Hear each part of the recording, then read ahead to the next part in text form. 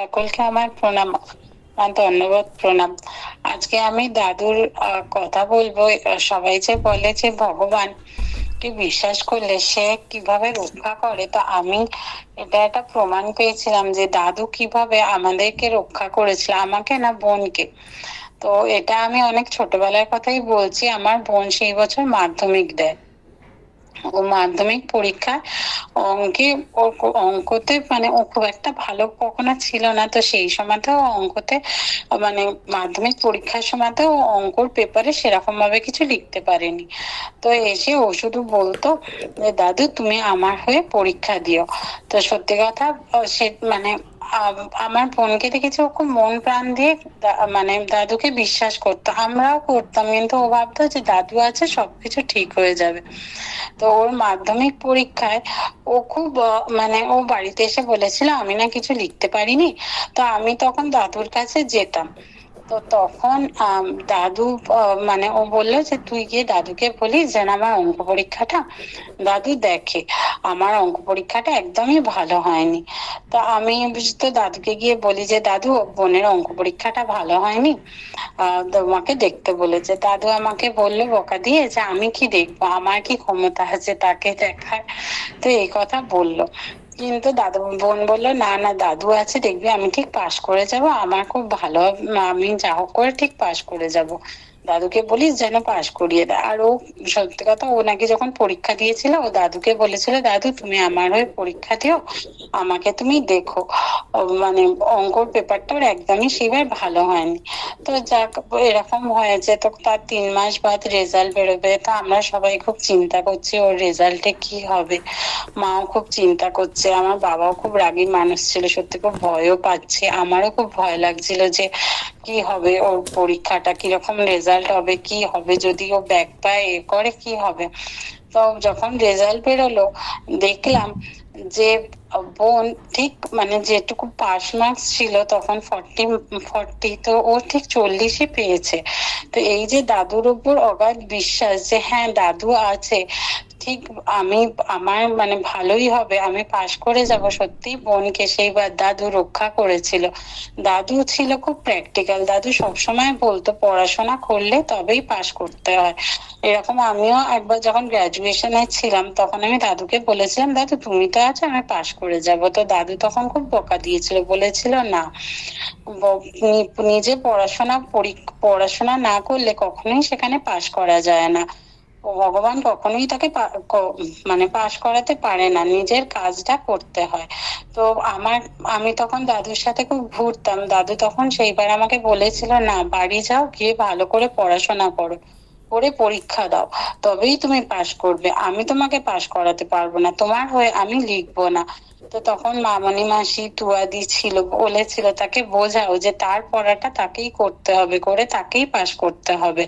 সত্যি কথা বলতে হ্যাঁ, আমি প্রথমবার অতটা ভালো করে পড়িনি, কিন্তু সত্যি আমি পরীক্ষা দিয়ে দেখেছিলাম আমার রেজাল্টও সেইবার অতটা ভালো হয়নি।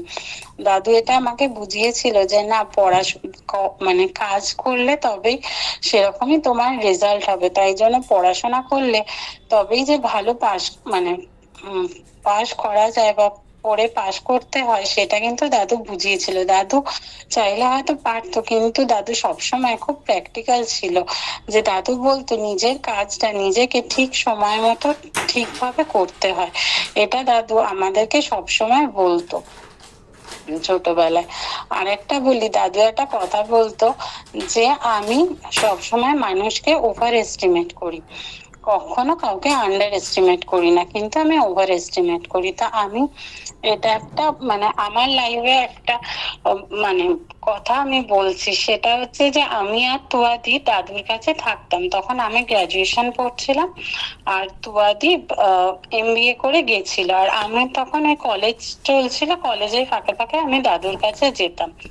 দাদু নিজে অনেক মানে দাদু অনেক বড় ডাক্তার ছিলেন, এত বড় একজন মহাপুরুষ, আমি দাদুর কাছে হয়তো কিছুই ছিলাম না, কিন্তু দাদু এত মানুষকে মানে আমরা তখন দাদুর কাছে অনেক ছোট ছোট, কিন্তু দাদু এত লোকের প্রশংসা করতে পারতো। তো সেটাই বলছি, আমি তখন সবে গ্রাজুয়েশন পড়ছি, যেই আসতো আমি আর তুয়াতে থাকতাম দাদুর কাছে, দাদু সবাইকে বলতো সে এমবিএ পড়েছে আর আমি গ্রাজুয়েট।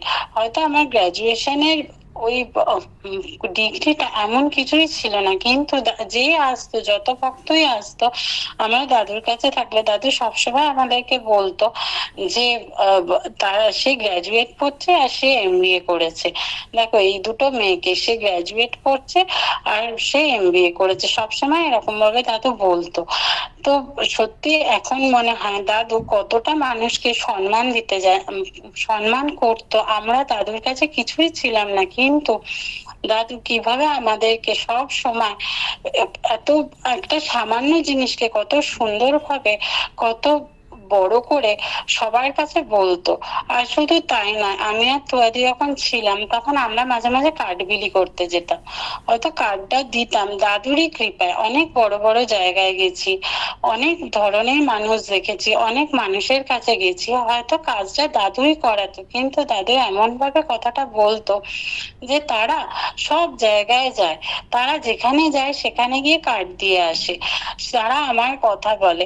হয়তো দাদুর কাজ দাদু নিজেই করায়, কিন্তু দাদু মানুষকে এত সুন্দরভাবে মোটিভেট করে যে সেটা মানে ভাবাও যায় না। আমরা হয়তো মানুষের ছোট ছোট গুণগুলো দেখতেও পাই না, বা বলিও না তাদের গুণটা, কিন্তু দাদু কাছে আমাদের গুণের হয়তো কিছুই নেই, কিন্তু দাদু সেটাকে এত বড় করে সবার কাছে বলতো, এত আমাদের মনে কনফিডেন্স দিত যে আমাদের একটা কাজ, সেটা আরো কাজ করার ইচ্ছেটা বেড়ে যেত। মনে হতো না আমরা এই কাজটা আরো করি।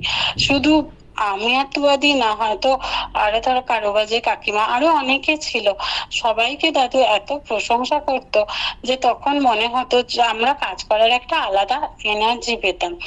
এমনি হয়তো দাদুর একটা অলৌকিক শক্তি সবসময় দাদুর ভক্তদের উপর কাজ করতো, যে হ্যাঁ কাজ করার একটা অদ্ভুত একটা শক্তি পেতাম, কিন্তু দাদুর এই কথা বলাটা, দাদুর সবার ছোট ছোট কাজকে এত উচ্চ প্রশংসা করতো যে সেটাও একটা শেখার বিষয়, যে আমরা তো কেউ কারোর প্রশংসা করতে পারি না, কিন্তু দাদু একটা ছোট কাজকে, আমরা এই ছোট ছোট কাজগুলো করতাম, শুধু সামান্য তাই না, হয়তো কখনো হয়তো কিছু একটা পরিবেশন করছি বা কিছু করছি, সবকিছু দাদু এত বড় করে বলতো তারা এই কাজটা করেছে, তারা আজকে পরিবেশন করেছে, তারা আজকে এটা পরিষ্কার করেছে। তো আমরা তখন খুব ছোট ছিলাম, দাদুর এই কথাটা আমাদেরকে আরো বেশি মোটিভেট করতো, মনে হতো আমরা আরো বেশি কাজ করি। আর সত্যি কথা, আমাদের মানে আমার সবকিছু কাজ শেখা দাদুর কাছ থেকে। এই যে লোকজন আসতো পরিবেশন করা, কি করে পরিবেশন করতে হয়, মানুষকে কিভাবে উদারভাবে সেবা করতে হয়, হয়তো এগুলো সবই আমি দাদুর কাছ থেকেই শিখেছি। আগে যখন দাদুর কাছে ছিলাম, তখন যখন গেছিলাম, তখন আমি সত্যি একদমই কাজ পারতাম না, সারাক্ষণ তখন কলেজ লাইফ ছিল, খুব একটা কাজও করতাম না বাড়িতে, কিন্তু দাদু নিজে হাতে কিভাবে মানুষকে পরিবেশন করতে হয় সেটা শিখিয়েছিল। তার একটা ছোট ঘটনা বলছি। একবার মানে কোথাও একটা উৎসব হচ্ছিল, সেখানে দাদু আর কি ডাল পরিবেশন হচ্ছিল, তো দাদু সবসময় বেশি বেশি করে দেয়।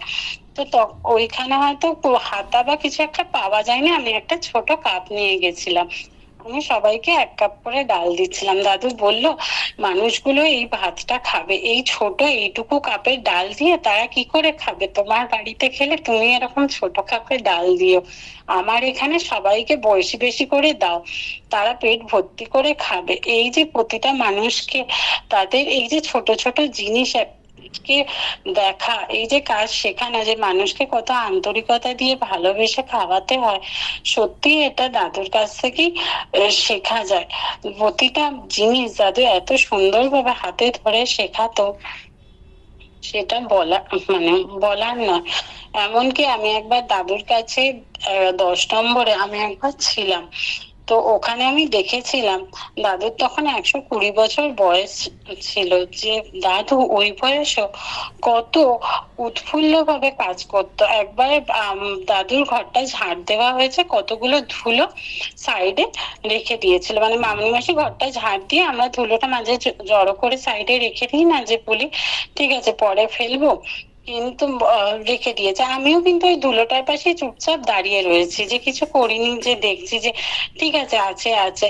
দাদু ভেতরে একটা কাজ করছিল, ছুটে এসে সেই ধুলোটা নিজে হাতে করে তুলে ফেলে দিল, দিয়ে বলল আমার চোখ কাজ করে, আমি যদি দেখি এখানটা নোংরা আছে আমি সঙ্গে সঙ্গে সেটা পরিষ্কার করে দিই। তো তখন বুঝলাম যে যদি যে কাজটা যেখানে করা উচিত আমরা সেটা অপেক্ষা করে থাকি, ঠিক আছে পরে করব বা এতে করব, তো কিন্তু দাদু সেই কাজটা তৎক্ষণাৎ সঙ্গে সঙ্গে করতো। দাদু বলতো আমার চোখ কাজ করে, আমি যখন যে কাজটা দেখি করা উচিত সেই কাজটাই করব। এমনকি তখন ছোট ছিলাম, কিন্তু এখন বুঝি দাদু এত সুন্দর প্রতিটা মানে বাসনপত্র, মানে আমি দাদুর একটা থালা মাজার গল্প বলছি। দাদুকে দেখেছিলাম দাদু বাসনগুলো মাজলো প্রথমে, মেজে সেই বাসনগুলো চৌকির মধ্যে সব উপুর করে রাখলো। যখন মানে জলটা ঝরে গেল সেগুলোকে শুকনো ন্যাকড়া দিয়ে মুছে সেই বাসনগুলোকে সব গুছিয়ে গুছিয়ে বাসনের তাকে রাখলো। দাদু বললো এতে কখনো মানে জলের দাগ ধরে না, বাসনগুলো একদম নতুনের মতন থাকে। সত্যি তাই, দাদুর ঘরের বাসনগুলো একদম নতুনের মতনই লাগছিল।